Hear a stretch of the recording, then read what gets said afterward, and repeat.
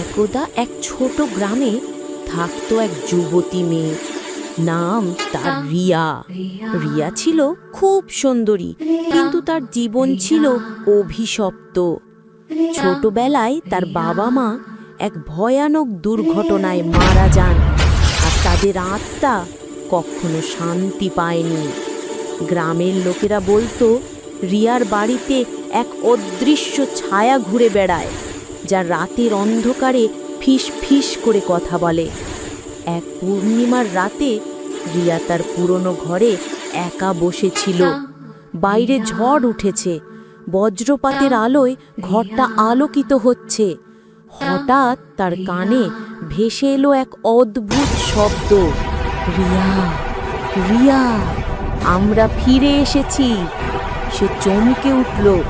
ঘরের কোণে এক ছায়ামূর্তি দাঁড়িয়ে আছে, লম্বা চুল, সাদা চোখ আর কালো দাঁত বের করে হাসছে।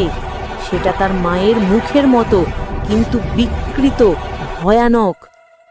রিয়া পালাতে চাইল, কিন্তু দরজা বন্ধ হয়ে গেল। ছায়াটা কাছে এসে বলল, তুমি আমাদের ভুলে গেছো, আমরা তোমার সাথে থাকবো চিরকাল। রিয়ার চিৎকারে গ্রাম জেগে উঠল, কিন্তু যখন লোকেরা এলো, রিয়া অদৃশ্য হয়ে গেছে। শুধু তার ঘরে একটা ছবি পাওয়া গেল, যাতে রিয়া নিজেই সেই ভয়ানক ছায়ার মতো দেখা যাচ্ছে। চোখ সাদা, মুখ বিকৃত। আজও সেই গ্রামে রাত হলে লোকেরা বলে রিয়া রাতটা ঘুরে বেড়ায়।